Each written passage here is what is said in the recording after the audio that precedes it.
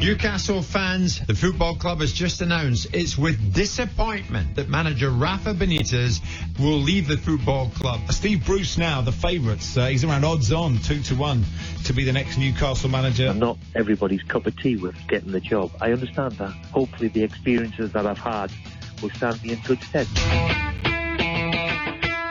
Matty Longstaff hit it! He scores! Matty Longstaff on his Premier League debut into the back of the net at the Gallagher end. I don't think you can manage 400 games in the Premier League and not be a little bit organised. So Maximan's got it. He sends in. Good ball. And it's got it! It's Isaac Hayden! Newcastle have won it! And it's Newcastle United 1. Chelsea nil. It's a late dramatic winner from Hayden. To be critical of tactics and this, that and the other is always the thing that bears with me more than anything. And for the first time in 14 years, Newcastle United are into the FA Cup quarter-finals. In the past, Mike Ashley has not gone through with other takeover bids. This is a lot further advanced than many people think. The bid is real. The right thing for Newcastle United is a change of owner. It has been for some time. He didn't build Newcastle and listen to the constant allegations and accusations that he runs it on the basis of cash flow and will only buy when he sold players because he didn't do proper due diligence. Well, those are the stages of where Newcastle United have got to at the moment, but a man who's seen it all and done most of it as well and been very much part of it. Graham Courtney, our North East correspondent when it comes to all the football with Middlesbrough and Sunderland and others, of course, too. But Newcastle United very much at the forefront of things at the moment, Graham, and delighted to have you with us for the next hour to tell us a little bit more about your life. What about for you to start with then? First of all, how did you get into this side of the business? It all started when I was a student at Durham University, and while I was there I was always interested in radio. I actually got in touch with the local BBC station up here, Radio Newcastle it was at the time, and I started going along doing bits and pieces for them, and then when I graduated I didn't really know what to do, so I've got to confess that I ended up, my mother got me, because she was a local councillor, I got a job on the local council, so I was doing the bins, that nearly killed me. And then on the grass cutting gangs, drain gangs and things like that. And it was I then had a bad car crash. And it was actually while I was in hospital, my mother spotted a advert about a trainee sports reporter required for Metro Radio, which is the commercial station, one of the big major ones, which had just more or less sprung up at the time. And I applied for the job and I got it. And I was there for 14 years, and Newcastle United became something I was quite close to, purely because of geography. I live in Durham, and Newcastle in the 1990s started training in Durham, so I ended up working at the football club, and things have just sort of snowballed from then onwards. Well, that was a time of the greats as well, and at the time with Newcastle United then going through some magic moments with Sir John Hall and that appointment. Yeah. I mean, with Kevin Keegan and everything that went on like that. Oh, absolutely. I mean, one of the very first press conferences I did when I joined the commercial station up here was actually the arrival of Kevin Keegan as a player, and I can remember at the time that was 1982. And I can remember the club secretary at the time, Russell Cushing. One of the best quotes I ever heard was, "We're in heaven, we've got Kevin." And when you look back at it, it's hard to actually comprehend the fact that this is a guy, Kevin Keegan, who at the time, he'd come from Hamburg, then he went to Southampton. It comes to Newcastle. Newcastle were in the second division at the time, and they were struggling along. They really, really were. This is a guy who's like, European Cup winner, Ballon d'Or a couple of times, UEFA Cup, FA Cup, and he ended up at Newcastle. Incredible coup it really was by the club at the time, Arthur Chairman. And the club was in absolute turmoil. It had debt all over the place. But the arrival of Kevin Keegan as a player, it not only worked on the pitch as well, it got the club going. It really did. And that day, back in 1982, when he joined the football club, that was pivotal. It really was. I still remember now when he had his testimonial and he left the ground in a helicopter. That was real showbiz stuff. And by the way, I'm sure a lot of people know it, one of the ball boys for that testimonial was Alan Shearer. Well, you know what, Graham? You just mentioned he came in 82. I actually played against Kevin at Newcastle that season, 82, 83. Malcolm McDonald was a manager at Fulham at the time, and Super Mac was coming back to St James's Park. So you've got Kevin Keegan playing. I think Terry Mack was playing at that time. He was, yeah. Mick Martin, John Anderson. Peter Beardsley, Chris Peter Waddle. was playing, Chris Waddle. Kevin Cookman, goalie. Who was the goalie? And David McCreary. Yeah, so you know, it's. I remember Malcolm coming out, and so this was the old legend, if you like, and the new one on the pitch, which was Kevin Keegan. And I've got to say, even then, the support you had that the Newcastle had that day was absolutely phenomenal. The fact that we hammered them 4-1 had anything to do with the enjoyment that we got from the game, and the fact that Malcolm going back for the first time. He really enjoyed it, you know, going back and playing, his team playing the manner that they did against such a great, well, you look at the players they had there, it was phenomenal. And it was great, it really was. And, I mean, certainly that was when you started to see Peter Beardsley coming through as well. And Peter was the best player I ever saw, from my generation anyway, at Newcastle United. He was absolutely fantastic. And the thing was, when Kevin left, Arthur Cox resigned as well. There was like contractual problems and things that had been going on behind the scenes, which was typical of Newcastle, but still typical now, as to what was going on. So there were big changes, and then Jack Charlton came in, Willie McFall, Jim Smith, and then Ozzy Ardiles came in, and I mean, Ozzy was a lovely fella. He was absolutely he could never say Newcastle. He always used to call it Newcastle all the time, and Tottenham Hotspur. But he was a lovely guy, he really was. And of course, he then left in 1992, and Kevin Keegan came back as the manager. And not only did, when he was a player, he managed to get the club into the top flight again.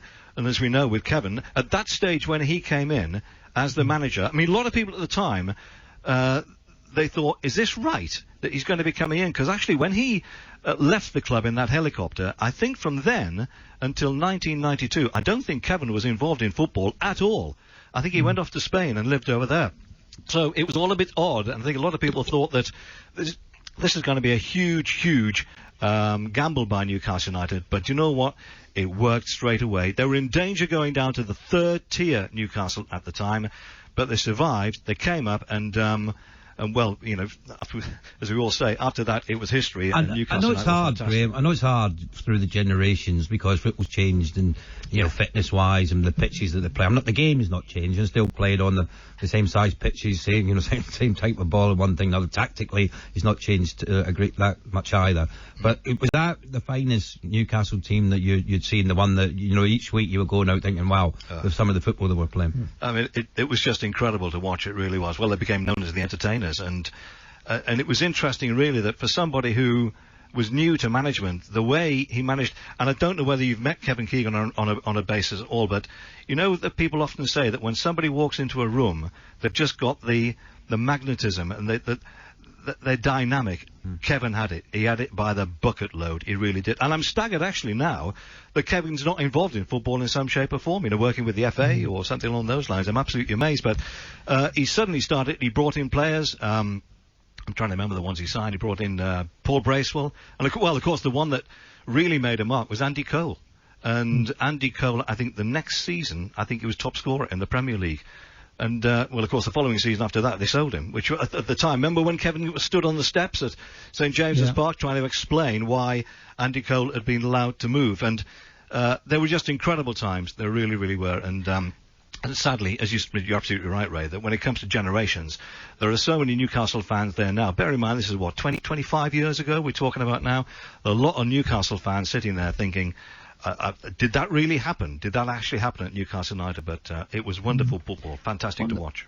One thing I always sense about Newcastle United as a football club, and you mentioned there when Keegan on the steps on that occasion, went in there when he got the job as manager, and Sir John Hall, of course, who began to make his mark at that stage as well, is that like some of the other. I don't want to call them old-fashioned clubs, but the stadium's still in those same areas. I always found that at Everton, at Liverpool, at Newcastle, at Wolves, at others, where fans drifted towards the ground whenever there was news of something happening, even if it meant that they were, breaking from work a little earlier that day. There was always people when there was big story around, Very they much were so. just drawn to that magnet. And Kevin was so in tune with the local population as well.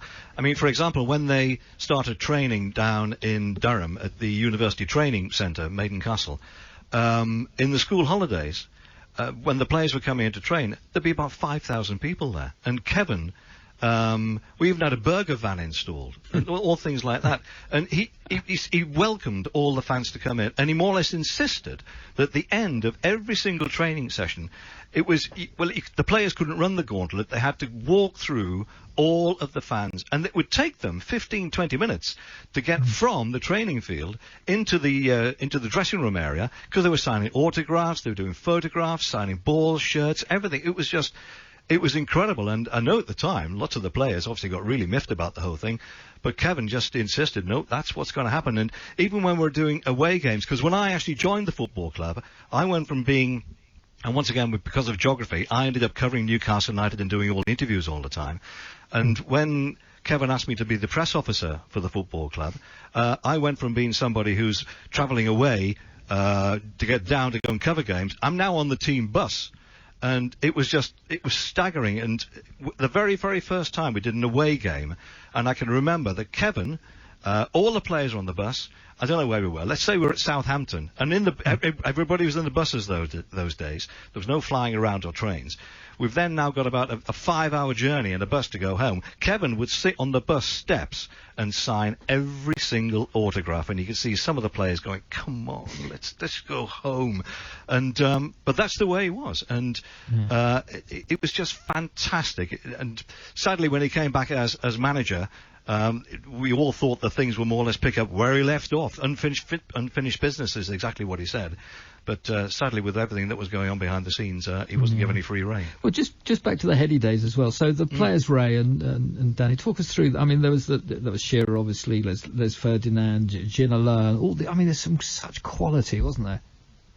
I mean, Peter Beardsley was the one that really stood out for me. But the very first game I covered, working for the football club, was actually the Charity Shield in 1990. It was a terrible game as well. They were absolutely dreadful. Newcastle were all over the place. But Pavel Cernicek was in goal, and he was a wonderful guy. He really was. And sadly, he passed away.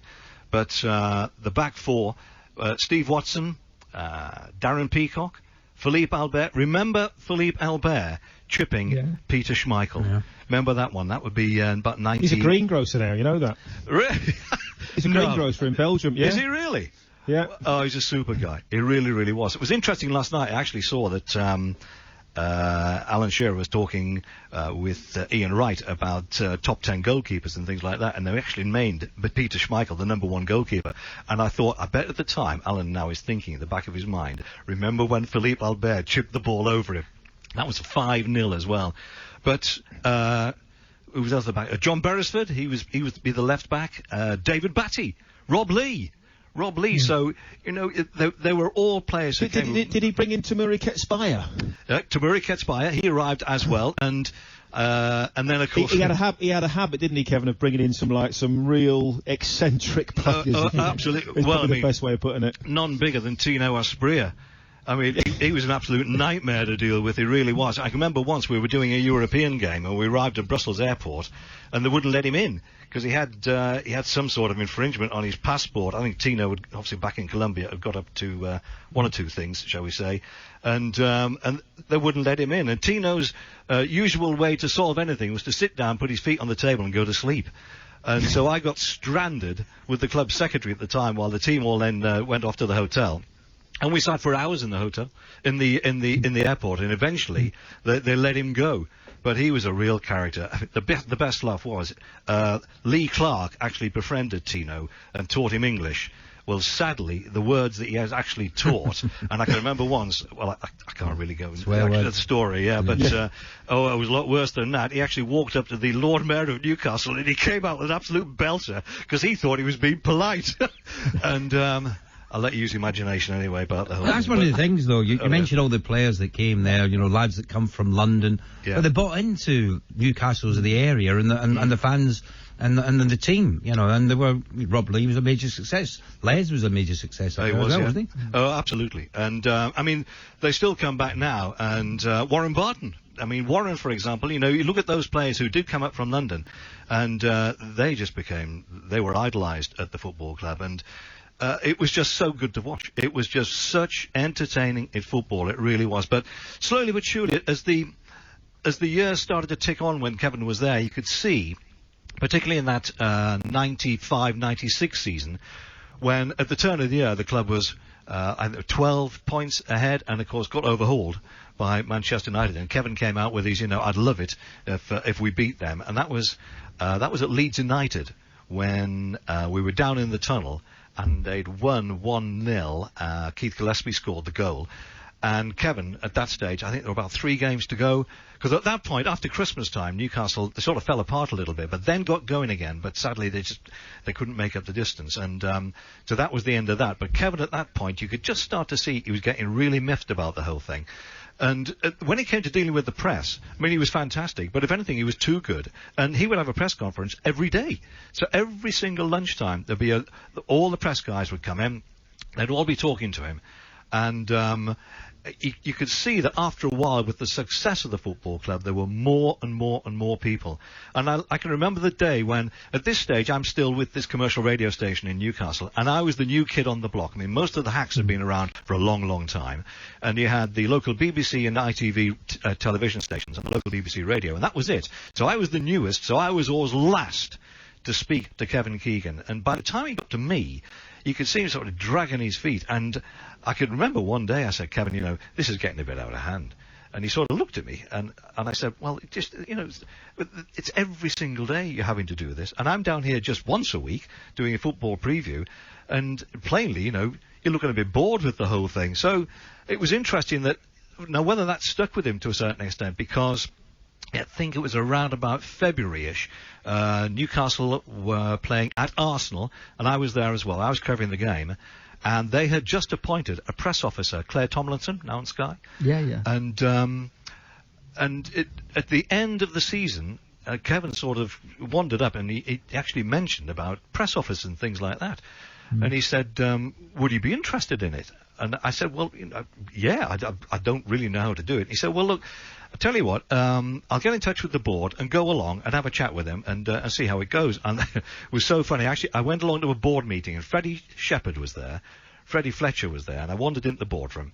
And so Freddie Shepherd, you all right, Graham? I went, yeah, good, no problem at all. And I assumed he knew why I was going to be at the board meeting. So he then said, after a long pause, is there out we can do for you, like?